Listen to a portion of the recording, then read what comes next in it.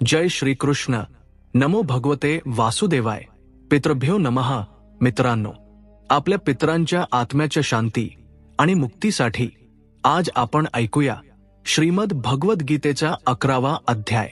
श्राद्ध काळात भगवद्गीतेचे पठण आणि श्रवण आपल्या पितरांना तृप्ती आणि शांती प्रदान करते. श्रीमद भगवद्गीतेच्या पाठाने पितृदोषापासून मुक्ती मिळू शकते.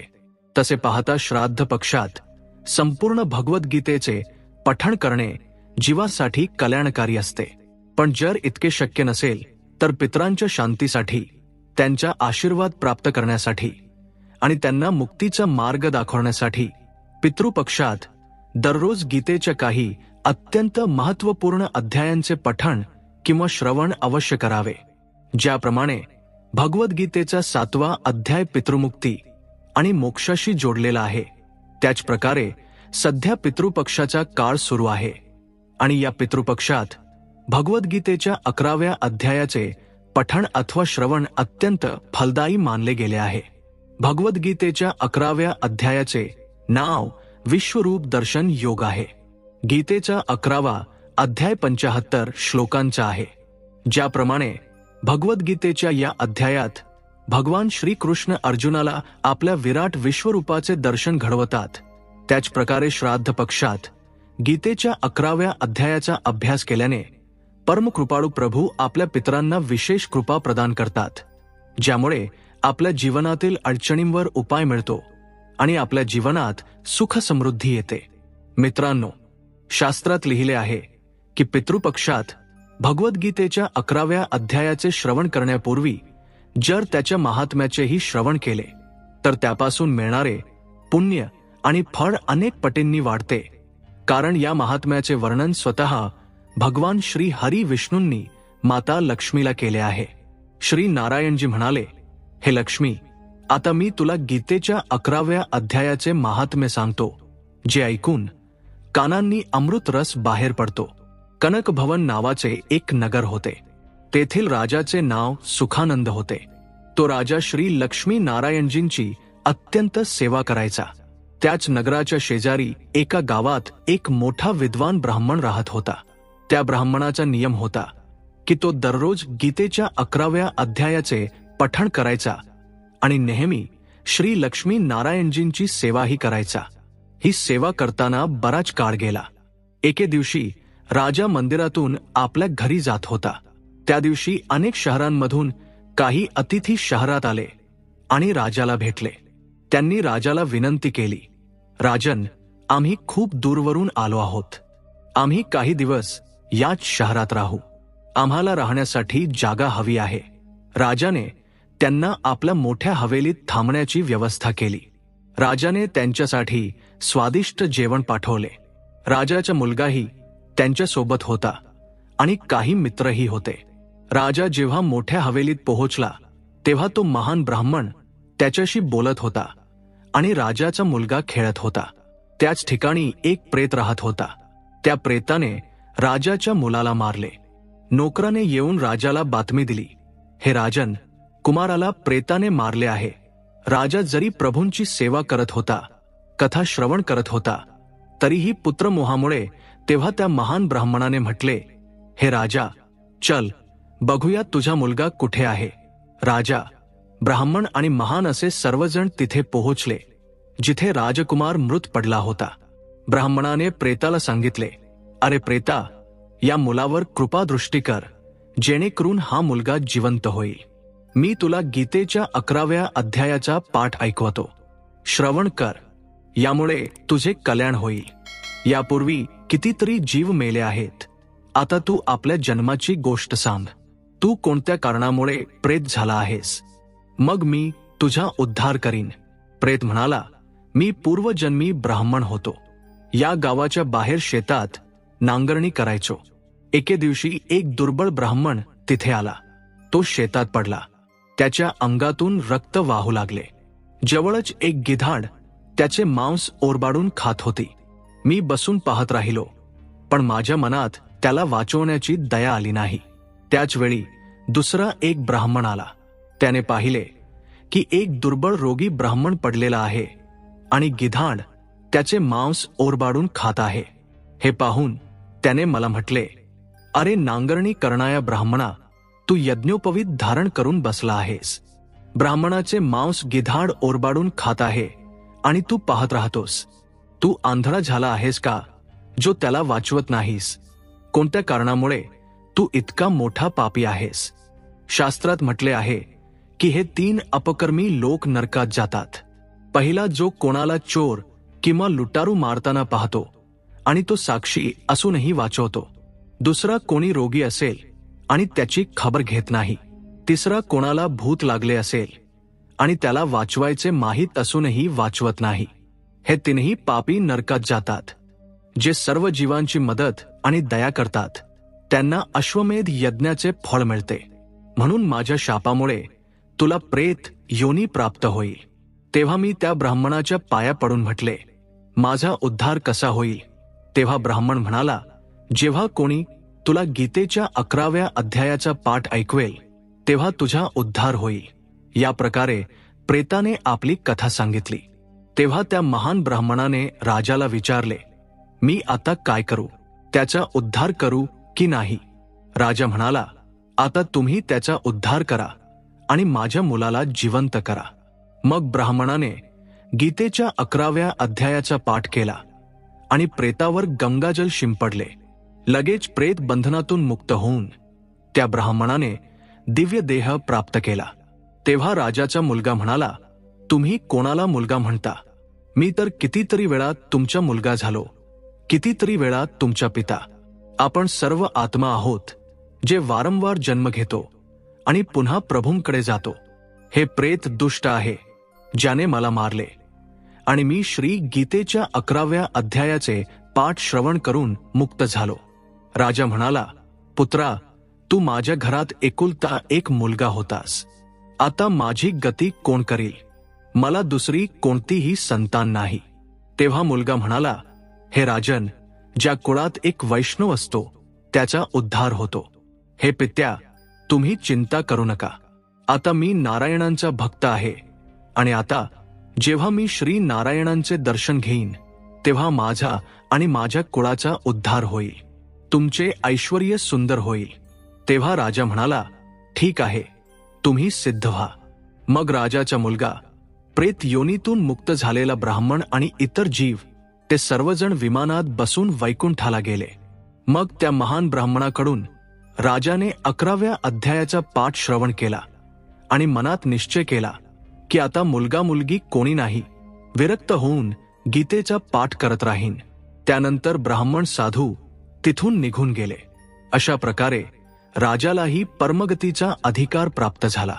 श्री नारायणजी म्हणाले, हे लक्ष्मी, हे 11व्या अध्यायाचे महात्म्य आहे जे तुम्ही श्रवण केले आहे. केवळ याच्या श्रवणाने मानव सर्व पापांपासून मुक्त होतो. नमो भगवते वासुदेवाय.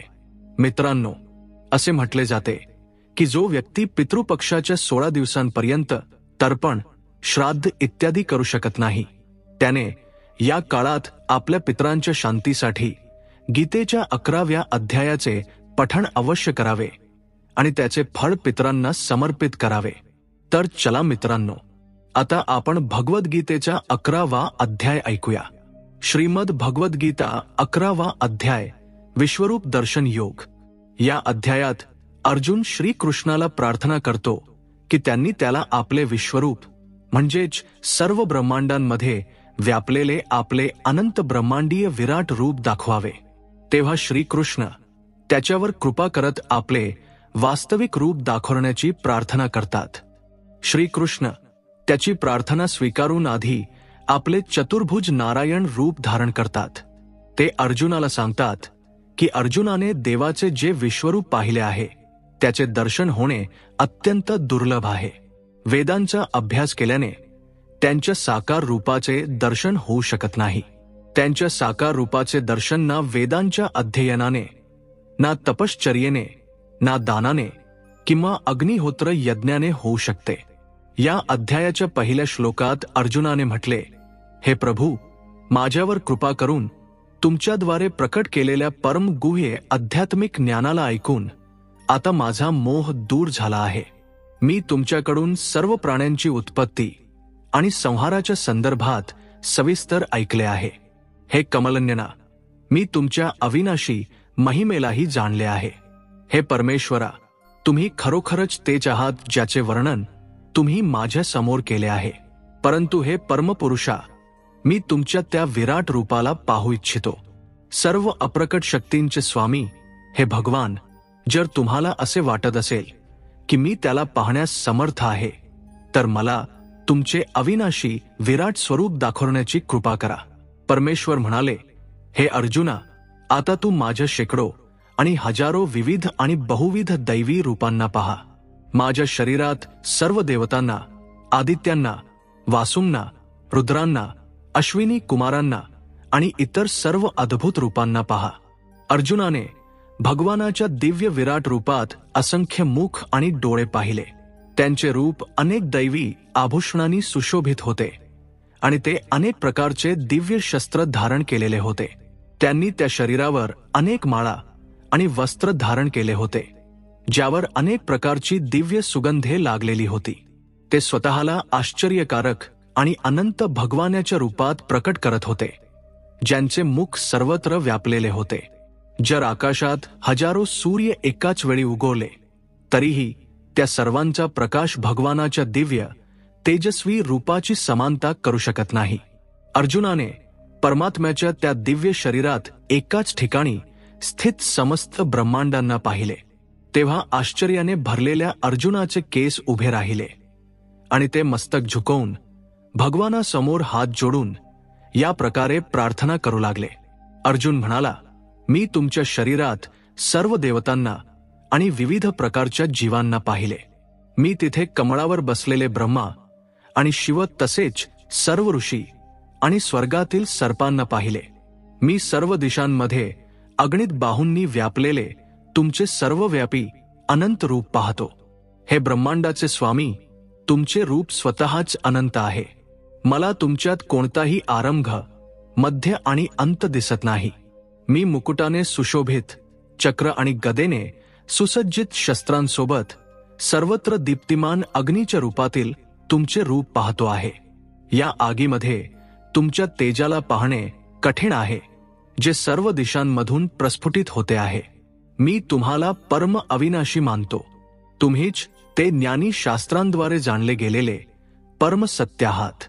तुम्ही समस्त सृष्टीचे आधार आहात आणि सनातन धर्माचे नित्यपालक आणि रक्षक आहात आणि अविनाशी परमप्रभू आहात. तुम्ही आदी, मध्य आणि अंताशिवाय आहात आणि तुमच्या शक्तींचा कोणताही अंत नाही. सूर्य आणि चंद्र तुमचे डोळे आहेत आणि अग्नी तुमच्या मुखाच्या तेजासारखी आहे.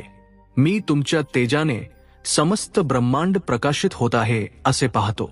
हे सर्व जीवांचे परमस्वामी, स्वर्ग आणि पृथ्वीच्या मधली जागा आणि सर्व दिशांच्या मध्ये तुम्ही एकटेच व्यापलेले आहात.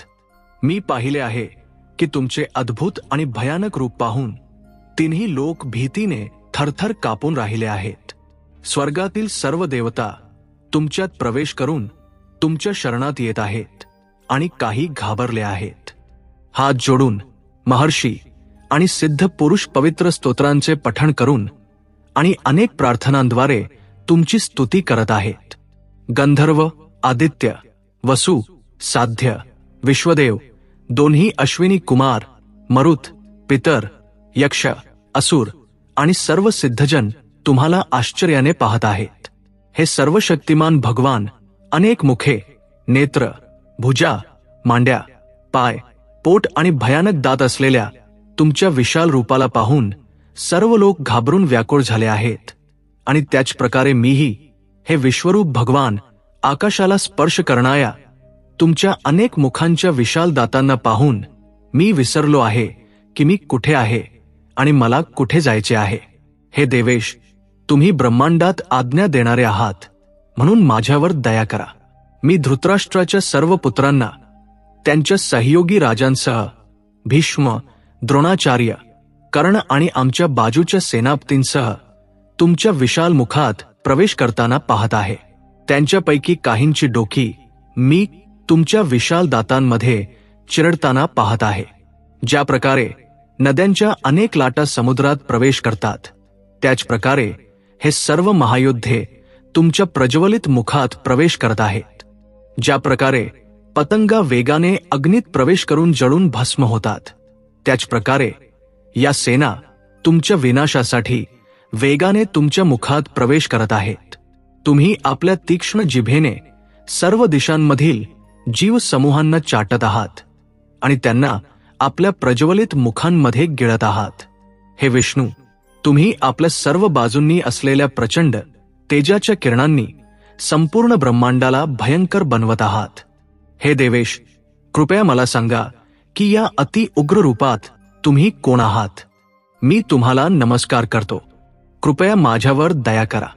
तुम्ही सर्व सृष्टीच्या पूर्वीपासून अस्तित्वात असलेले आदी भगवान आहात. मला तुम्हाला जाणून घ्यायचे आहे आणि तुमच्या प्रवृत्ती आणि प्रेरणा मला समजत नाहीत. परमप्रभू म्हणाले, मी काळाचे मूळ कारण आणि महाकाल आहे. मी जगाचा संहार करण्यासाठी आलो आहे. जरी तुम्ही युद्धात भाग घेतला नाही तरी युद्धात उभे असलेले विरोधी पक्षाचे योद्धे मारले जातील. म्हणून उठा, युद्ध करा आणि यश मिळवा. आपल्या शत्रूंवर विजय मिळवून राज्याचा उपभोग घ्या. हे सर्व योद्धे आधीच माझ्याकडून मारले गेले आहेत. हे श्रेष्ठ धनुर्धर, तुम्ही तर माझ्या कार्याला पूर्ण करण्याचे केवळ एक साधन आहात. द्रोणाचार्य, भीष्म, जयद्रथ, कर्ण आणि इतर महान योद्धे आधीच माझ्याद्वारे मारले गेले आहेत. म्हणून गोंधळून न जाता त्यांचा वध करा. केवळ युद्ध करा. केशवाच्या या शब्दांना ऐकून अर्जुन थरथर कापत दोन्ही हात जोडून श्रीकृष्णाला नमस्कार केला आणि थरथरणाऱ्या आवाजात घाबरून श्रीकृष्णाला अशा प्रकारे म्हणाला. अर्जुन म्हणाला, हे ऋषिकेश, हे सत्य आहे की तुमच्या नावाने, श्रवणाने आणि गुणगानाने संसार हर्षित होतो. असुरजन तुम्हाला घाबरून सर्व दिशांमध्ये पळत राहतात आणि सिद्ध महात्मांचे समुदाय तुम्हाला नमस्कार करतात. हे सर्वश्रेष्ठा, तुम्ही ब्रह्मापेक्षाही श्रेष्ठ आणि आदी कारण आहात. मग तुम्हाला नमस्कार का करणार नाही? हे अनंत, हे देवेश, हे जगाला आश्रय देणारे, तुम्ही सर्व कारणांचे कारण आणि अविनाशी आहात. तुम्ही व्यक्त आणि अव्यक्ताच्या पलीकडे अविनाशी सत्य आहात. तुम्हीच सर्वात्मा आणि दिव्य सनातन पुरुष आहात. तुम्ही या ब्रह्मांडाचे परम आश्रय आहात. तुम्हीच सर्वज्ञ आणि जे काही जाणण्यायोग्य आहे ते सर्व तुम्हीच आहात. तुम्हीच परमधाम आहात. तुम्हीच संपूर्ण ब्रह्मांडाला व्यापून आहात. तुम्ही वायू, यम, अग्नी, जल आणि चंद्राचे देवता आहात. तुम्ही ब्रह्मदेवाचे पिता आणि सर्व जीवांचे पितामह आहात. मी तुम्हाला हजारो वेळा आणि पुन्हा पुन्हा नमस्कार करतो. तुम्हाला पुढे आणि मागे आणि खरोखरच सर्व बाजूंनी नमस्कार असो. तुम्ही असीम पराक्रमी आणि सामर्थ्याचे स्वामी आहात आणि सर्वव्यापी आहात. तुम्ही सर्व काही आहात. तुम्हाला आपला मित्र मानून मी तुम्हाला हेटाळणीपूर्वक हे कृष्ण, हे यादव, हे प्रिय मित्र असे संबोधले, कारण मला तुमच्या महिमेची जाणीव नव्हती.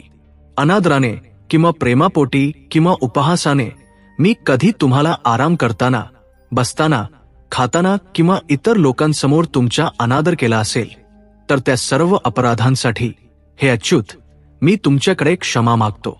तुम्ही समस्त चराचरचे स्वामी आणि समस्त ब्रह्मांडाचे जनक आहात. तुम्ही परमपूजनीय आध्यात्मिक गुरु आहात. हे अतुल्य सामर्थ्याचे स्वामी, जेव्हा तीनही लोकांमध्ये तुमच्यासारखे कोणी नाही तेव्हा तुमच्यापेक्षा मोठा कोणी कसा असू शकतो? म्हणून हे पूजनीय भगवान, मी तुमच्या समोर नतमस्तक होऊन तुमच्या कृपेची याचना करतो. ज्या प्रकारे पिता पुत्राच्या अपराधाला सहन करतो, मित्र मित्राच्या अपराधाला आणि प्रियकर आपल्या प्रेयसीच्या अपराधाला क्षमा करतो, त्याच प्रकारे कृपा करून मला माझ्या अपराधांसाठी क्षमा करा. पूर्वी कधीही न पाहिलेले तुमचे विराट रूप पाहून मी अत्यंत हर्षित झालो आहे आणि त्याचवेळी माझे मन भयाने कापत आहे. म्हणून हे देवेश, हे जगन्नाथ, कृपया माझ्यावर दया करा आणि पुन्हा मला तुमचे आनंदमय स्वरूप दाखवा. हे सहस्रबाहू, जरी तुम्ही समस्त सृष्टीमध्ये आता व्यक्त आहात, परंतु मी तुम्हाला मुकुटधारी चक्र आणि गदा घेतलेले पाहून प्रसन्न झालो आहे. मी तुम्हाला सांगतो की माझ्या या योगमायेच्या सामर्थ्याने माझ्या या विराट रूपाला तुमच्या पूर्वी कोणीही पाहिले नाही. हे कुरुश्रेष्ठा, ना वेदांच्या अध्ययनाने, ना यज्ञ कर्मकांडांनी, दानपुण्याने, एवढेच नव्हे तर कठोर तपश्चर्येनेही कोणत्याही जीवित प्राण्याने माझे विराट रूप कधी पाहिले नाही, जे तुम्ही पाहिले आहे. माझे भयानक रूप पाहून तुम्ही घाबरू नका किंवा मोहित होऊ नका. भयमुक्त आणि प्रसन्न मनाने माझे पुरुषोत्तम रूप पहा. संजय म्हणाला. असे बोलून वासुदेव श्रीकृष्णाने पुन्हा आपले चतुर्भुज रूप प्रकट केले आणि नंतर आपले 2 भुजांचे सुंदर रूप दाखवले. तुमच्या 2 भुजांचे मनोहर मानवी रूप पाहून माझ्यात आत्मसंयम परत आला आहे आणि माझे चित्त स्थिर होऊन सामान्य अवस्थेत आले आहे. परमप्रभू म्हणाले, माझ्या ज्या रूपाचे तुम्ही अवलोकन करत आहात, माझ्या या रूपाला ना वेदांच्या अध्ययनाने, ना तपश्चर्या, दान आणि यज्ञांसारख्या साधनांद्वारे पाहिले जाऊ शकते, जसे तू पाहिलेस. अर्जुन, ज्या स्वरूपात मी तुझ्या समोर उभा आहे ते केवळ अनन्यानेच जाणले जाऊ शकते.